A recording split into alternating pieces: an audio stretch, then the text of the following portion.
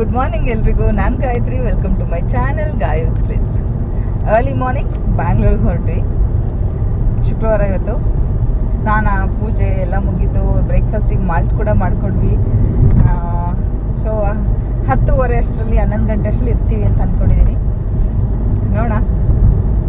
ಇಷ್ಟೊತ್ತಿಗೆ ಹೋದರೆ ನಿಜವಾಗ್ಲೂ ಜರ್ನೀಸ್ ಆಗುತ್ತೆ. ಈ ಬಿಸಿಲು ಸ್ಟಾರ್ಟ್ ಆಗಿಬಿಟ್ರೆ ನಿಜವಾಗ್ಲೂ ಅದು ಎಷ್ಟೊತ್ತಿಗೆ ನಾವು ಇಳಿತೀವೋ ಕಾರಿಂದ ಅನಿಸ್ತಾ ಇರುತ್ತೆ. ಹೋಗ್ತಾ ಇರೋ ಉದ್ದೇಶ ನಿಮಗೆಲ್ಲ ಗೊತ್ತು, ಈವೆಂಟ್ ಮಾಡ್ತಾ ಇದ್ದೀವಿ ನೆಕ್ಸ್ಟ್ ಮಂತ್ ಅಂತ.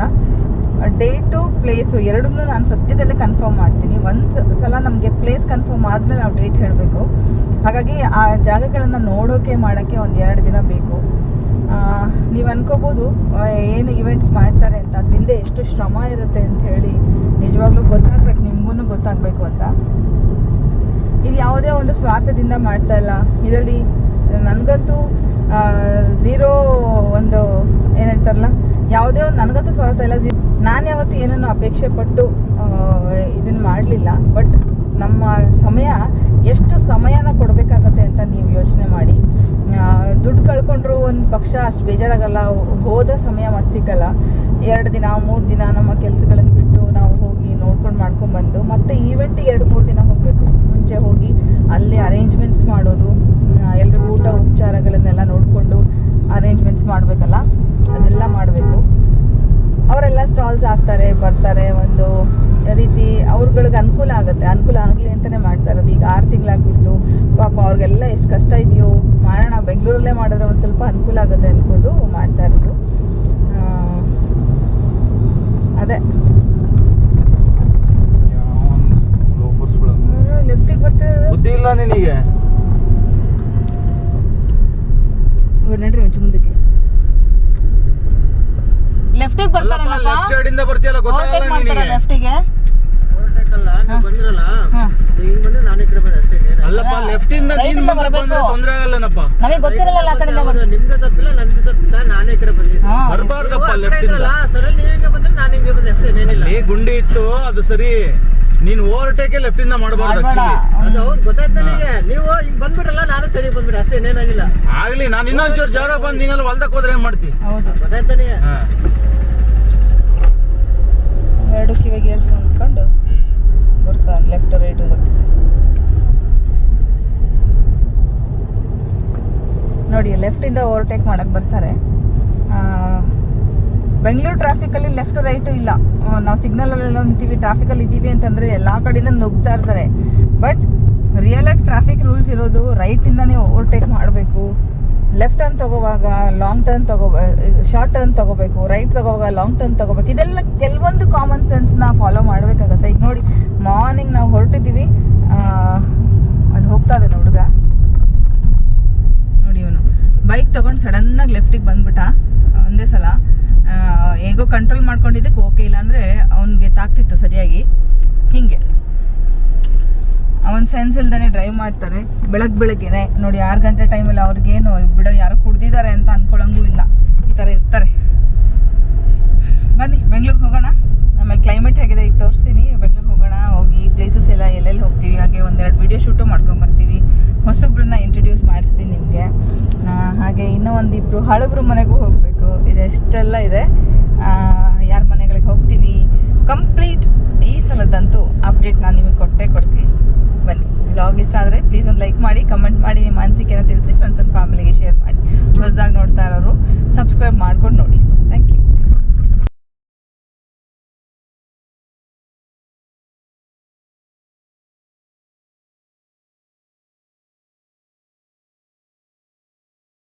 ನೀವು ನೋಡ್ತಾ ಇದ್ರೆ ಒಂದು ಗ್ಲಾಸ್ ಕಲ್ಲು ಬಿದ್ದು, ಲಾರಿಗಳು ಹೋಗುವಾಗ ಕಲ್ಲು ತಾಕತ್ತೆ. ಆ ಕಲ್ಲು ಬಿದ್ದು ಗ್ಲಾಸು ಕ್ರ್ಯಾಕ್ ಬಂದಿದೆ. ಚೇಂಜ್ ಮಾಡಿಸ್ಬೇಕು ಇವಾಗ. ನೋಡಿ, ಅದೆಲ್ಲ ಇನ್ವೆಸ್ಟ್ಮೆಂಟ್ಸ್.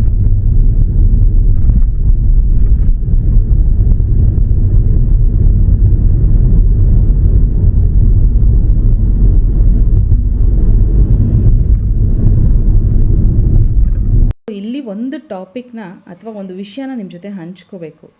ಇನ್ಶೂರೆನ್ಸ್ ವಿಷಯಕ್ಕೆ ಬಂದರೆ, ಲೈಫ್ ಆಗಲಿ, ಹೆಲ್ತ್ ಆಗಲಿ, ವೆಹಿಕಲ್ ಆಗಲಿ, ದಯವಿಟ್ಟು ಇನ್ಶೂರೆನ್ಸ್ ಮಾಡಿಸಿ. ಇನ್ಶೂರ್ಡ್ ಆಗಿದ್ದಾಗ ನಮಗೆ ಯಾವುದೇ ಒಂದು ಭಯ ಇರಲ್ಲ. ಆಪತ್ಕಾಲಕ್ಕೆ ನಿಜವಾಗ್ಲೂ ಎಷ್ಟು ಉಪಯೋಗಕ್ಕೆ ಬರುತ್ತೆ ಅಂತ ನಿಮ್ಗೆ ಅರ್ಥ ಆಗುತ್ತೆ. ಕಷ್ಟನೋ ಸುಖನೋ ಸ್ವಲ್ಪ ಕೂಡಿಟ್ಟು ಇನ್ಶೂರೆನ್ಸ್ಗಳನ್ನು ಮಾಡಿಸೋದು ತುಂಬಾ ಒಳ್ಳೆಯದು. ಅದನ್ನು ಹೊಸದಾಗಿ ಕೆಲಸ ಮಾಡೋ ಮಕ್ಕಳಿಗೂ ಕೂಡ ನೀವು ತಿಳಿಸ್ಕೊಡ್ಬೇಕಾಗತ್ತೆ. ಹೆಲ್ತ್ ಇನ್ಶೂರೆನ್ಸ್ ಮಾಡಿಸೋದು ತುಂಬ ಒಳ್ಳೆಯದು. ಯಾರಾದರೂ ಒಬ್ಬರು ಮಾಡಿಸಿದ್ರೆ ಎಲ್ಲರದ್ದು ಸೇರಿಸಿ ಫುಲ್ ಫ್ಯಾಮಿಲಿ ಪ್ಯಾಕೇಜ್ ತೊಗೊಂಡು ಮಾಡಿಸಿ. ಸಡನ್ನಾಗಿ ಯಾವಾಗ ಯಾವ ಟೈಮಿಗೆ ಏನು ಬಂದು ಒದಗುತ್ತೆ ಅಂತ ಯಾರಿಗೂ ಗೊತ್ತಿಲ್ಲ. ನಾವು ರೆಡಿಯಾಗಿರ್ಬೋದು. ಇದು ಒಂದು ಕಿವಿ ಮಾತು ನಿಮ್ಮ ಜೊತೆ ಹಂಚ್ಕೊಳ್ಳೋಕೆ ನಾನು ಇಷ್ಟಪಟ್ಟೆ.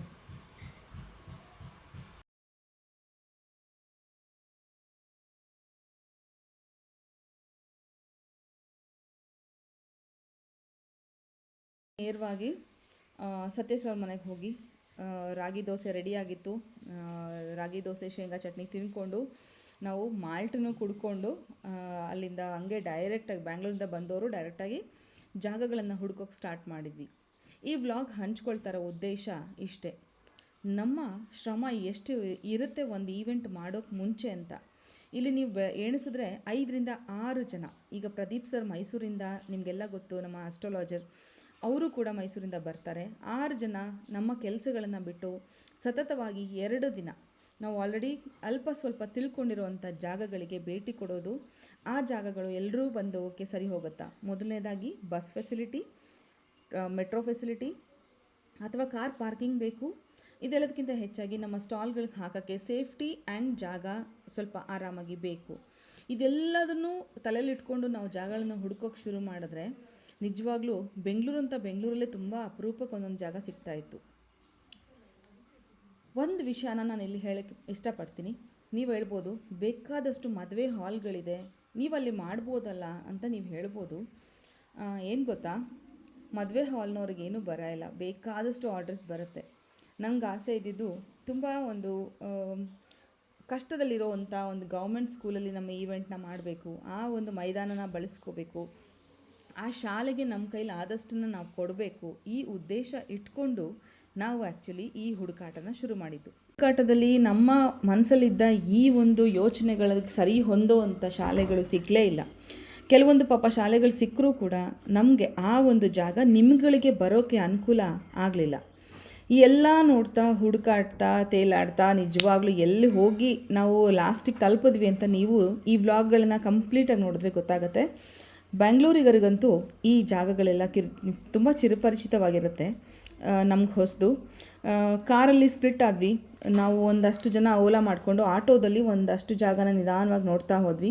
ಅಂದರೆ ಈ ರೀತಿ ಹುಡುಕಾಟ ಅಲ್ಲ, ಒಂದು ಪ್ಲೇಸಲ್ಲಿ ಇನ್ನೂ 3 ಜನ ಹೋಗಿ ಅಲ್ಲಿ ಸ್ಟೇಡಿಯಂ ಹೆಂಗಿದೆ ಏನಂತ ನೋಡ್ಕೊಂಡು ಬರ್ತೀವಿ ಅಂತಂದರೆ ನಾವು ಒಂದಷ್ಟು ಜಾಗಕ್ಕೆ ಹೋಗಿಬಿಡ್ತೀವಿ ಅಂತ ಒಂದು ಕಾರಲ್ಲಿದ್ದವರು ನಾವು 2 ಸ್ಪ್ಲಿಟ್ ಆದ್ವಿ. ನಾವು ಆಟೋದಲ್ಲಿ ಹೋಗಿ ಒಂದು ಪ್ಲೇಸಿಗೆ ಜಾಯ್ನ್ ಆದ ನಂತರ ಅದು ಓಕೆ ಅನಿಸಿದಾಗ ಮತ್ತೆ ಎಲ್ಲರೂ ಕರೆಸೋದು, ಅಲ್ಲಿ ನಿಂತ್ಕೊಂಡು ಎಲ್ಲರೂ ಚರ್ಚೆ ಮಾಡೋದು. ಎಲ್ಲ ರೀತಿ ಅನುಕೂಲ ಬೇಕು, ಬಾತ್ರೂಮ್ಸ್ ಬೇಕು, ಹ್ಯಾಂಡ್ ವಾಶ್ ಬೇಕು, ಎಲ್ರಿಗೂ ಮಳೆ ಬಂದರೆ ಒಂದು ಶೇಡ್ ಬೇಕು ನಿಂತ್ಕೊಳ್ಳೋಕ್ಕೆ, ಯಾಕಂದರೆ ಮಳೆಗಾಲದಲ್ಲಿ ಮಾಡ್ತಾ ಇರೋದ್ರಿಂದ. ಇಲ್ಲಿ ಮಾಡ್ತಾ ಡೈರೆಕ್ಟಾಗಿ ನಾವು ಹೋಗಿ ತಲುಪಿದ್ದು ಪೂರ್ಣಿಮಾ, ಮಾಲ್ಟ್ ಮಾಡ್ತಾರಲ್ಲ ಪೂರ್ಣಿಮಾ ಅವ್ರ ಮನೆಗೆ. ಅಲ್ಲಿಗೆ ಹೋದ್ವಿ. ಪಾಪ ನಾವು ಹೋಗೋಷ್ಟರಲ್ಲಿ ರಸಮು, ಅನ್ನ, ರೊಟ್ಟಿ, ಪಲ್ಯ, ಈ ಬಜ್ಜಿ, ಮೆಣಸಿನ್ಕಾಯಿ ಬಜ್ಜಿ ಎಲ್ಲ ರೆಡಿ ಮಾಡಿಟ್ಟಿದ್ರು. ಈ ಒಂದು ಹೇಳ್ತೀನಿ, ಈ ಸಲ ಆಚೆ ತಿನ್ನಬಾರ್ದು ಅಂದ್ಕೊಂಡು ನಾವು ಹೊರಟೋರ್ಗೆ ನಿಜವಾಗ್ಲೂ ಒಳ್ಳೆ ಮನೆ ಊಟಗಳು ಸಿಕ್ತು. ಊಟ ಮಾಡಿಕೊಂಡೇ ನಾವು ಮುಂದುವರಿತಾ ಇದ್ವಿ. ಬೆಳಗ್ಗೆ ರಾಗಿ ದೋಸೆ ತಿಂದಿದ್ವಿ. ಈಗ ಆಲ್ರೆಡಿ ಟೈಮ್ 3:30 ಆಗಿತ್ತು. ತುಂಬ ಲೇಟ್ ಆಯಿತು. ಜೋಳದ ರೊಟ್ಟಿ ತಿಂದ್ಕೊಂಡು ಊಟ ಮಾಡ್ಕೊಂಡು ಹೊಟ್ಟೆ ತುಂಬ ಅಲ್ಲಿಂದ ನಾವು ಮತ್ತೆ ಬೇರೆ ಒಂದು ಜಾಗಕ್ಕೆ ಹೋದ್ವಿ. ಮಾಲ್ಟ್ ಬಗ್ಗೆ ಎಷ್ಟು ಹೇಳಿದ್ರು ಕಡಿಮೆನೇ. ಬಿಕಾಸ್ ನಾವು ಮೆಟ್ಲು ಹತ್ತಾ ಇದ್ದರೆ ಕೆಳಗಡೆ ಮಾಲ್ಟ್ ಪ್ರಿಪ್ರೇಷನ್ ಆಗುತ್ತೆ, ಪ್ಯಾಕಿಂಗ್ ಆಗುತ್ತೆ. ಆ ಘಮ್ ಅಂತ ಇತ್ತು. ನಾನು ನಮ್ಮ ಮನೆಯವ್ರು ಹೇಳ್ತಾರೆ, ನೋಡಿ ನಮ್ಮ ಮಾಲ್ಟ್ ಎಲ್ಲಿ ತನಕ ಬರ್ತಾಯಿದೆ ಆ ಘಮ ಅಂಥೇಳಿ ಅಂತ. ಅದು ಎಷ್ಟೋ ಜನರ ಆರೋಗ್ಯ ಸುಧಾರಿಸಿದೆ. ನನಗೂ ಕೂಡ ನಾನು ಇಷ್ಟು ಫಾಸ್ಟಾಗಿ ರಿಕವರ್ ಆದೆ ಅಂದರೆ ಆ ಮಿಲೆಟ್ಸು ನಂಗೆ ತುಂಬ ಹೆಲ್ಪ್ ಆಯಿತು. ಜೊತೆಗೆ ಮೊಳಕೆ ರಾಗಿ ಮಾಲ್ಟು ನನಗೆ ಏನಾದರೂ ತಿನ್ನಬೇಕು ಅನ್ನೋ ಕ್ರೇವಿಂಗ್ ಕಡಿಮೆ ಮಾಡ್ತು. ನಾನು ತುಂಬ ದಪ್ಪ ಇಲ್ಲದೆ ಇದ್ರೂ ಬಟ್ ನನ್ನ ಬಾಡಿಯಲ್ಲೂ ಕೂಡ ಅನ್ವಾಂಟೆಡ್ ಫ್ಯಾಟ್ ಇರುತ್ತೆ. ನಾವು ಮಸಲ್ ಬೇಕು, ಫ್ಯಾಟ್ ಬೇಡ ಅಂದಾಗ ನಮ್ಮ ಫುಡ್ ಒಂದು ಪ್ಯಾಟ್ರನ್ನ ನಾವು ಚೇಂಜ್ ಮಾಡಿಕೊಳ್ಳೇಬೇಕಾಗತ್ತೆ. ಆದಷ್ಟು ಅನ್ನ ತಿನ್ನೋದನ್ನು ಕೈಬಿಡಿ, ಅಕ್ಕಿ ಬಳಸಬೇಡಿ, ಹೆಚ್ಚಾಗಿ ಅಕ್ಕಿ ಬಳಸಬೇಡಿ. ಅಕ್ಕಿ ಬದಲಿಗೆ ಸಿರಿಧಾನ್ಯಗಳನ್ನು ಬಳಸೋಕ್ಕೆ ಶುರು ಮಾಡಿ ನೋಡಿ, ನಿಮಗೆ ಅದರ ಆಗೋವಂಥ ಅನುಭವನೇ ಬೇರೆ. ಜಸ್ಟ್ 1 ಮಂತ್, ಒಂದು ತಿಂಗಳಿಗೆ ನಿಮ್ಮ ದೇಹದಲ್ಲಿ ಸಿಕ್ಕಾಪಟ್ಟೆ ಬದಲಾವಣೆಗಳಾಗುತ್ತೆ. ಅದರ ಬೆನಿಫಿಟ್ಸನ್ನು ನೀವು ಪಡ್ಕೋತೀರಾ. ಅನ್ನ ಇಲ್ಲದೆ ಹೇಗಪ್ಪ ಬದುಕು ಅಂತ ಅನಿಸಿದ್ರೆ ಒಂದು ಮಾತು ಹೇಳ್ತೀನಿ, ಸಿರಿಧಾನ್ಯಗಳು ಅನ್ನನ ರಿಪ್ಲೇಸ್ ಮಾಡ್ತವೆ. ಸಿರಿಧಾನ್ಯದಿಂದ ನೀವು ಪಲಾವು, ಬಿಸಿಬೇಳೆಭಾತು, ಮೊಸರನ್ನ ಅಷ್ಟೇ ಅಲ್ಲ, ಬರೀ ಅನ್ನ ಥರನೂ ಮಾಡಿಕೊಂಡು ಸಾರು ಜೊತೆಗೆ ತಿನ್ಬೋದು. ಯಾಕೆ ಹೇಳ್ತಿದ್ದೀನಿ ಅಂದರೆ, ಈಗ ಭಾಳ ಎಮರ್ಜೆನ್ಸಿ ಅಂತಲೇ ಹೇಳ್ಬೋದು. ಪ್ರತಿಯೊಂದು ಮನೆಯಲ್ಲೂ diabetic, heart patients, blood pressure patients ಸಿಕ್ಕಾಪಟ್ಟೆ ಜನ ಸಿಗ್ತಾರೆ. ಪ್ರತಿ ಮನೆಯಲ್ಲೂ ಒಬ್ಬರು ಇರ್ತಾರೆ. ಇದೆಲ್ಲದಕ್ಕೂ ಪ್ರಾಬ್ಲಮ್ ಏನಂದರೆ ಇವತ್ತಿನ ವಾತಾವರಣ, ಕಲುಷಿತವಾಗಿರೋ ವಾತಾವರಣ, ಹಾಗೆ ಕಲುಷಿತವಾಗಿರೋ ಆಹಾರ.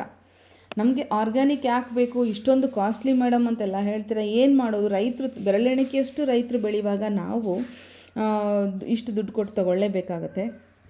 ಲಕ್ಕಿಲಿ ಸತ್ಯ ಸರ್ನ ನೀವು ನೋಡ್ತಾನೆ ಇದ್ದೀರಾ, ಜೊತೆಲಿದ್ದಾರೆ. ಅವರಿಲ್ಲ ಅಂದರೆ, ಜತಿಯಣ್ಣ ಇಲ್ಲ ಅಂದರೆ ನಮ್ಮ ಈ ಈವೆಂಟ್ ಯಾವತ್ತೂ ನಡ್ಸೋಕ್ಕೆ ಸಾಧ್ಯ ಇಲ್ಲ. ಇಬ್ಬರೂ ಒಂದು ಪಿಲ್ಲರ್ ಥರ ನಿಂತಿರ್ತಾರೆ. 2 ದಿನ ತಮ್ಮ ಕೆಲಸಗಳನ್ನು ಬಿಟ್ಟು ಇದಕ್ಕೋಸ್ಕರ ನಮ್ಮ ಜೊತೆ ಓಡಾಡಿದ್ದಾರೆ ಇಬ್ಬರೂ. ನಾವು 5 ಜನ. ಇಲ್ಲಿ ನೋಡ್ಬೋದು ಪೂರ್ಣಿಮಾ ಎಲ್ಲ ಮಾಡಿ ಪ್ಯಾಕಿಂಗ್ ನಡೀತಾ ಇದೆ. ನೀವೆಲ್ಲ ಮೊನ್ನೆ ಆರ್ಡರ್ ಕೊಟ್ಟಿದ್ದು ಪ್ಯಾಕಿಂಗ್ ನಡೀತಾ ಇದೆ. ಇದು ಅರ್ಧ kg ಕೇಳಿದವ್ರಿಗೆ, 1 kg ಕೇಳಿದವ್ರಿಗೆ ಪ್ಯಾಕಿಂಗ್ ಮಾಡ್ತಾ ಇದೆ. ಹಾಗೆ ಹೊಸದಾಗಿ ಮಷಿನ್ ಕೂಡ ಬಂದಿದೆ. ಮಷಿನ್ ತೋರಿಸೋದು ಬೇಡ, ಕೈಯಲ್ಲೇ ಉಳಿತದೆ ಅಂತ ಹೇಳಿದ್ದೀವಿ ಒಂದ್ಸಲ. ಹಾಂ, ಹೌದು.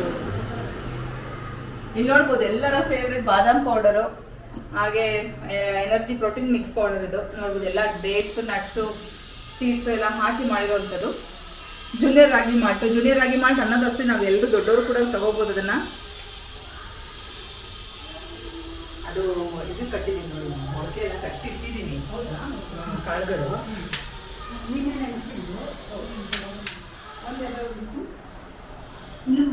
ಬಂದಿಲ್ಲಲ್ಲ, ಕಟ್ಟಿಟ್ಟಿದ್ದೀವಿ. ಇಲ್ಲಿ ನೋಡಿ ಎಲ್ಲ ತೊಳೆದು ಮೊಳಕೆ ಕಟ್ಟಿ ಇಟ್ಟಿದ್ದಾರೆ, ನೆನೆಸಿ ಮೊಳಕೆ ಕಟ್ಟಿದ್ದಾರೆ. ಇದೆಲ್ಲ ಬಂದಮೇಲೆ ಕಡಲೆಕಾಳು, ರಾಗಿ ಕಾಳು. ಇಲ್ಲಿ ರಾಗಿ ಆಲ್ರೆಡಿ ಸ್ಪೌಟ್ಸ್ ಬಂದಿದೆ. ಹೌದು, ಒಂದು ನಿಮಿಷ ಇಲ್ಲ, ಸಾಕು ರೀ. ನೋಡಿ ರಾಗಿ ನೋಡಿ, ಇಲ್ಲಿ ರಾಗಿ ಮೊಳಕೆ ಬಂದಿದೆ, ಚಿಕ್ಕ ಇಷ್ಟೇ ಬರಬೇಕು ಮೊಳಕೆ. ಏನ್ ಗೊತ್ತಾ, ಜಾಸ್ತಿ ಮೊಳಕೆ ಬಂದ್ರೆ ಅದು ಉದ್ರೋಗೋದ್ರಿಂದ ಪೌಷ್ಟಿಕಾಂಶ ಹೊಟ್ಟೋಗುತ್ತೆ. ಬರಬಾರ್ದು ಜಾಸ್ತಿ, ಇಷ್ಟೇ ಬರಬೇಕು. ಅದಕ್ಕಾಗಿ ಜಾಸ್ತಿ ನಮ್ಮ ಗಿರಿ ಮಾತಲ್ಲಿ ಉಳಿದಾಗ ಇಷ್ಟೇ ಬರಬೇಕು. ಅಲ್ಲ, ಮಕ್ಳಿಗಂತೂ ತುಂಬಾ ಚಿಕ್ಕದು, ದೊಡ್ಡವ್ರಿಗೆ ಒಂಚೂರು ದೊಡ್ಡದು ಬರ್ಸ್ತೀವಿ. ಅದು ಏನಂತ. ಸೊ ಅಲ್ಲಿ ಮುಗಿಸ್ಕೊಂಡು ನೇರವಾಗಿ ನಾವು ಹೋಗಿದ್ದು ಗುಂಡಾಂಜನೇಯನ ದೇವಸ್ಥಾನ. ತುಂಬ ಚೆನ್ನಾಗಿದೆ. ಪ್ರಾಬ್ಲಮ್ ಏನಾಯ್ತು ಗೊತ್ತಾ, ನಂಗೆ ಭಾಳ ಇಷ್ಟ ಆಯಿತು, ಸತ್ಯ ಸರ್ಗೆ ಎಲ್ರಿಗೂ ಇಷ್ಟ ಆಗ್ಬಿಡ್ತು. ಈ ಪರಿಸರದಲ್ಲಿ ಮಾಡಬೇಕಂತ ಆಸೆ. ಬಟ್ ನಾವು ಅಂದ್ಕೊಂಡಿರೋ ಡೇಟಲ್ಲಿ ಇನ್ನೂ 1 ತಿಂಗಳು ಯಾವುದೇ ಡೇಟ್ ಇಲ್ಲ ಅಂದರು. ಸರಿ ಬಿಡಿ ಅಂದ್ಕೊಂಡು ನೋಡಿ, ಓಕೆ ನೆಕ್ಸ್ಟ್ ಮಾಡೋದಾದರೆ ಇಲ್ಲಿ ಮಾಡೋಣ, ತುಂಬ ಚೆನ್ನಾಗಿದೆ. ಹಾಗೆ ಸಿಗ್ನಲ್, ಇದ್ರ ಎದುರುಗಡೆನೇ ಸಿಗ್ನಲ್ ಇರೋದ್ರಿಂದ ಬರೋರಿಗೆ ಹೋಗೋರಿಗಂತೂ ಹೇಳಿ ಮಾಡಿಸಿದಂಥ ಜಾಗ. ಪಾರ್ಕಿಂಗ್ ಪ್ರಾಬ್ಲಮ್ ಇಲ್ಲ. ಸೊ ನೆಮ್ಮದಿಯಾಗಿ ಮಾಡ್ಬೋದು ಅಂತ ಡಿಸೈಡ್ ಆಯಿತು. ಸೊ ಅಷ್ಟರಲ್ಲಿ ನಮ್ಮ ಪೂರ್ಣಿಮಾ, ಮಾಲ್ಟ್ ಪೂರ್ಣಿಮಾ ಇದಾರಲ್ಲ, ಅವರ ಹಸ್ಬೆಂಡ್ ಸರ್ ಕೂಡ ಬಂದರು. ಅವರು ಒಂದು ಕಾರ್ ತೊಗೊಂಡು ಬಂದರು. ಅವರು ನಮ್ಮ ಜೊತೆ ಜಾಯ್ನ್ ಆದರು. ಪ್ರತಿ ಸಲ ಒಬ್ಬೊಬ್ಬರು ನಮ್ಮನ್ನು ಜಾಯ್ನ್ ಆಗ್ತಾನೇ ಇದ್ದಾರೆ. ಮೊದಲನೇ ಬಾರಿಗೆ ಇಲ್ಲಿ ಸತ್ಯ ಸರ್ ಒಬ್ಬರೇ ಇನ್ಚಾರ್ಜ್ ತೊಗೊಂಡು ಕಂಪ್ಲೀಟಾಗಿ ಮಾಡಿದ್ರು.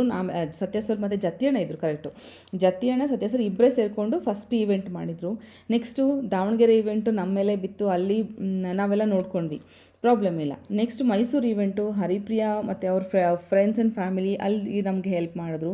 ಅದಾದರೆ ನೆಕ್ಸ್ಟ್ ಈವೆಂಟ್ ನಮ್ಮ ಶೀಲಾ ಅವರು, ಅವರ ಹಸ್ಬೆಂಡ್ ಸುಬ್ರಹ್ಮಣ್ಯ ಸರು ಎಲ್ಲ ಸೇರಿಕೊಂಡು ಅಲ್ಲಿ ನೋಡಿದ್ವಿ, ಅದು ಸೂಪರಾಗಾಯಿತು. ಈಗ ಇಲ್ಲಿ ನಾವೇ ಖುದ್ದಾಗಿ ಬಂದು ನಮ್ಮ ಜೊತೆಗೆ ಅಣ್ಣ ಆಗಲಿ, ಸತ್ಯ ಸರ್ ಆಗಲಿ ಎಲ್ಲರೂ ಜಾಯ್ನ್ ಆಗಿದ್ದಾರೆ. ಜೊತೆಗೆ ಪೂರ್ಣಿಮಾ ಮೇಡಮ್ ಅವ್ರ ಹಸ್ಬೆಂಡ್ ಕೂಡ ಬಂದಿದ್ದಾರೆ.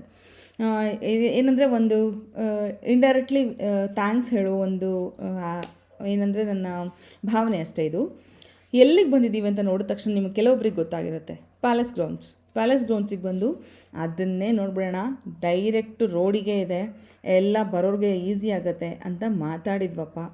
ಅದರದ್ದು ಏನಂತ ನನಗೂ ಅರ್ಥನೇ ಆಗಲಿಲ್ಲ. ಮಾತಾಡಿದಾಗ ತುಂಬ ಕಾಸ್ಟ್ಲಿ ಅಂತೂ ಹೇಳಿದ್ರು. ಏನೋ ಒಂಚೂರು ನಮ್ಮದು ಉದ್ದೇಶಗಳು ಹೀಗಿದೆ, ಸಾವಯವ ಕೃಷಿಕರಿಗೆ ಹೆಲ್ಪ್ ಮಾಡಬೇಕು, ಮಗ್ಗಗಳಿಗೆ ಹೆಲ್ಪ್ ಮಾಡಬೇಕು ಅಂದ್ಕೊಂಡು ಈವೆಂಟ್ ಮಾಡ್ತಾಯಿದ್ದೀವಿ, ಸ್ವಲ್ಪ ಕಡಿಮೆ ಮಾಡ್ತೀರಾ ಅಂದರೆ ನಾಳೆ ಮಾತಾಡೋಣ ಅಂತ ಹೇಳಿದ್ರು. ಸರಿ ಅಂತ ಹೇಳಿ ನಾವು ಕೂಡ ಬಂದು ತಿರ್ಗಾ ಬೆಳಗ್ಗೆ ಹೋದರೆ ಒಂದಕ್ಕೆ ಎರಡರಷ್ಟು. ನಾನು ಇಲ್ಲೇನು ಬೆಲೆಗಳನ್ನು ಡಿಸ್ಕ್ಲೋಸ್ ಮಾಡಲ್ಲ. ಲಕ್ಷಾಂತರ ರೂಪಾಯಿ ಅಂದರೆ 1, 2, 3 ಲಕ್ಷ ಅಲ್ಲ, ಅಷ್ಟು ದುಬಾರಿ ಹೇಳಿದ್ರು. ಇರ್ಬೋದು ಪಾಪ.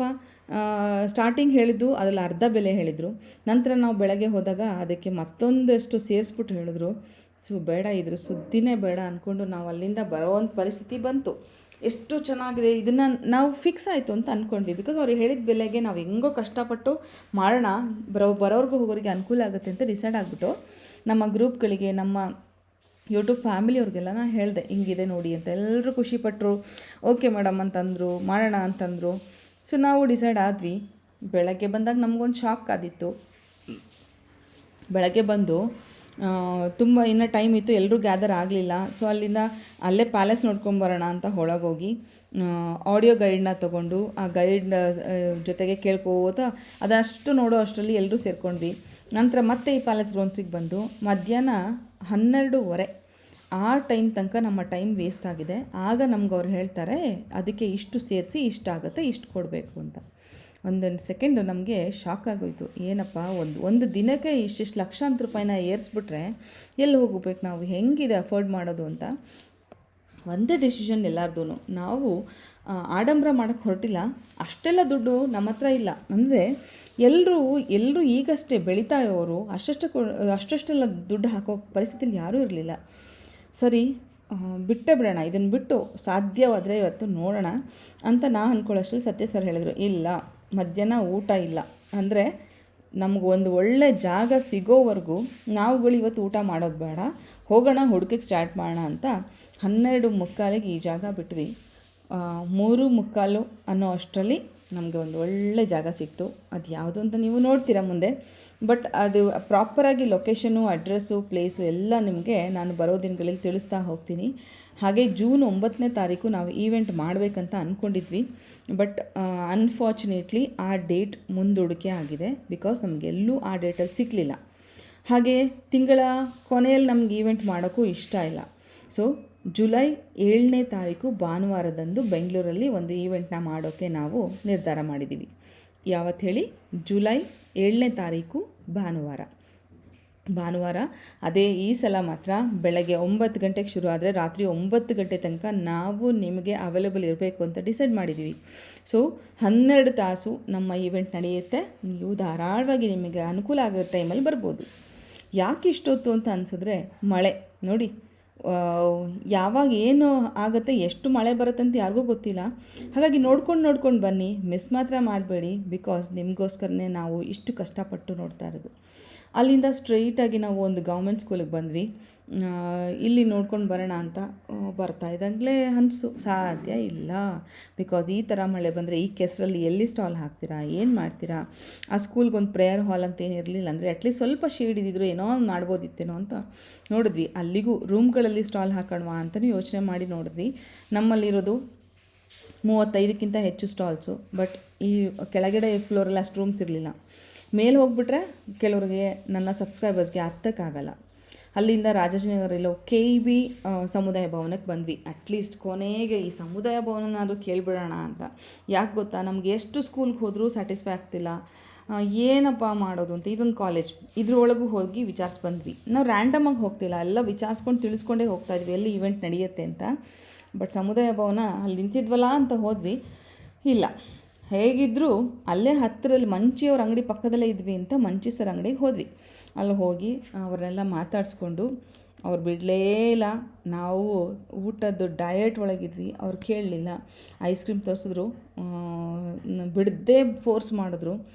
ಹಾಗೆ ಏನು ಮಾಡೋಕ್ಕಲ್ಲ, ಕೆಲವೊಂದು ಸಲ ನಾವು ಮಾತಿಗೆ ಕಟ್ಟು ಬೀಳಬೇಕಾಗತ್ತೆ. ಅಲ್ಲಿಂದ ಸ್ಟ್ರೈಟಾಗಿ ನಾವು ಬಂದಿದ್ದು ಮಲ್ಲೇಶ್ವರಂಗೆ ಬಂದ್ವಿ. ಒಂದು ಶಾಲೆ ಗೂಗಲ್ ಮಾಡಿಕೊಂಡು ನೋಡಿಕೊಂಡು ಆ ಫೋಟೋಸ್ ನೋಡಿ ಬಂದ್ವಿ. ಅದ್ಭುತವಾಗಿರೋ ಜಾಗ ನಮಗೆ ಸಿಕ್ಕೇ ಬಿಡ್ತು. ನೋಡಿ ಹೇಗಿದೆ ಅಂತ. ಅಷ್ಟು ಸ್ಟಾಲ್ಸ್ ನಮ್ಮದು ಇಲ್ಲೇ ಬಂದೋಗುತ್ತೆ. ತುಂಬ ಖುಷಿ ಆಯಿತು. ಅದು ನೋಡಿದ ತಕ್ಷಣ ಎಷ್ಟು ರಿಲ್ಯಾಕ್ಸ್ಡಾಗಿ ಕುತ್ಕೊಂಡ್ವಿ. ಫಸ್ಟ್ ನಾವು ಫಿಕ್ಸ್ ಆಗಿರಲಿಲ್ಲ, ಇಲ್ಲ ನಮಗೆ ಈ ಜಾಗ ಬೇಕು, ಇಲ್ಲೇ ಮಾಡಬೇಕು ನಾವು. ಮಳೆ ಬಂದರೂ ಏನೂ ತೊಂದರೆ ಆಗೋಲ್ಲ, ಯಾರಿಗೂ ಅನಾನುಕೂಲ ಆಗೋಲ್ಲ. ಸ್ಟೇಜ್ ಇದೆ, ಎದುರುಗಡೆನೇ ಎಲ್ಲ ಸ್ಟಾಲ್ಸ್ ಬಂದಾಗ ನಾವೆಲ್ಲ ಒಂದೇ ಕಡೆ ಇದ್ದೀವಿ ಅನ್ನೋದೊಂದು ಖುಷಿ ಇರುತ್ತೆ. ಸೊ ಆ ಪ್ರಿನ್ಸಿಪಲ್ಗೆ ನಾನು ಥ್ಯಾಂಕ್ಸ್ ಹೇಳಬೇಕು. ಆ್ಯಕ್ಚುಲಿ ರಶ್ಮಿ ಅನಿಸುತ್ತೆ ಅವ್ರ ಹೆಸರು. Thank you so much ma'am. ಎಷ್ಟು ಕೋಆಪ್ರೇಟ್ ಮಾಡಿದರು, ಅಷ್ಟು ಹಂಬಲಾಗಲಿ ಸಿಗೋದು ನಮಗೆ ತುಂಬ ಅಪರೂಪ. ಫೈನಲಿ ಒಂದು ಪ್ಲೇಸ್ನ ಫೈನಲ್ ಮಾಡಿದ್ದೀವಿ ನಾವು. ಯಾವ ಪ್ಲೇಸು, ಲೊಕೇಶನ್ ಏನು, ಹಾಗೆ ಡೇಟ್ ಏನು ಅಂತ ನಾನು ನೀವು ಬರುವ ದಿನಗಳಲ್ಲಿ ಲಾಗ್ಸಲ್ಲಿ ಹೇಳ್ತೀನಿ ನಿಮಗೆ. ಬಿಕಾಸ್ ತುಂಬ ಅಂದರೆ ತುಂಬ ಎಲ್ಲ ಸ್ಕೆಡ್ಯೂಲ್ ಆಗಿಬಿಟ್ಟಿದೆ. ನಾವು ಎಷ್ಟೋ ಪ್ಲೇಸಸ್ಗೆ ಹೋಗಿ ಬಂದಿದ್ದೀವಿ. ನಮಗೆ ಉದ್ದೇಶಗಳೇ ಬೇರೆ ಇತ್ತು, ಅದೇನಂತ ನಿಮ್ಗೆ ಹೇಳ್ತೀನಿ, ಬ್ಲಾಗಲ್ಲಿ ಹೇಳ್ತೀನಿ. ಹಾಲ್ಗಳಿಗೆ, ಚೌಲ್ಟ್ರಿಗಳಿಗೆ ಹೋಗ್ಬೋದಿತ್ತು, ಹೋಗಬಾರ್ದು, ಮಳೆ ಇದೆ. ಬಟ್ ಶೇಡೆಡ್ ಪ್ಲೇಸೇ ಬೇಕು ನಮಗೆ. ಇದೆಲ್ಲ ಯೋಚನೆ ಮಾಡಿ ಫೈನಲಿ ಒಂದು ಲೊಕೇಶನ್ನ ಸೆಲೆಕ್ಟ್ ಮಾಡಿದ್ದೀವಿ. ಇಲ್ಲಿ ಆಸ್ಪಾಸ್ ಇರೋರಿಗೆ ಗೊತ್ತಾಗತ್ತೆ ಇದು ಯಾವುದು ಅಂತ. ನಾನು ಹೇಳ್ತೀನಿ, ಮುಂದೆ ನಿಮ್ಗೆ ತಿಳಿಸ್ತೀನಿ ಯಾವ ಪ್ಲೇಸ್ ಅಂತ. ಒಂದು 15 ದಿನ ಮುಂಚೆನೇ ನಿಮಗೆಲ್ಲ ಅಪ್ಡೇಟ್ ಮಾಡ್ತಾ ಬರ್ತೀನಿ. ಈ ಜಾಗನ ನೋಡಿಕೊಂಡು ಮಾತಾಡಿಕೊಂಡು ಜುಲೈ 7ನೇ ತಾರೀಕಿಗೆ ಅದನ್ನು ಬರೆಸ್ಬಿಟ್ಟು, ಸ್ಕೌಟ್ಸ್ ಆ್ಯಂಡ್ ಗೈಡ್ಸ್ ಕೂಡ ಅಲ್ಲೇ ಇದ್ದಾರೆ, ಎಲ್ಲದನ್ನು ಮಾತಾಡಿಕೊಂಡು ನಾವು ನೆಮ್ಮದಿಯಾಗಿ ಒಂದು ಗೌರ್ಮೆಂಟ್ ಶಾಲೆನೇ ಸಿಕ್ತಲ್ವಾ ಅನ್ನೋ ಒಂದು ಖುಷಿಯಲ್ಲಿ ಹೊರಟ್ವಿ. ಈ ವ್ಲಾಗ್ ಇಷ್ಟ ಆಗಿದರೆ ಪ್ಲೀಸ್ ಒಂದು ಲೈಕ್ ಮಾಡಿ, ಕಮೆಂಟ್ ಮಾಡಿ, ನಿಮ್ಮ ಅನಿಸಿಕೆ ಏನಿತ್ತು ಅಂತಲೂ ತಿಳಿಸಿ. Thank you for watching my channel. Thank you.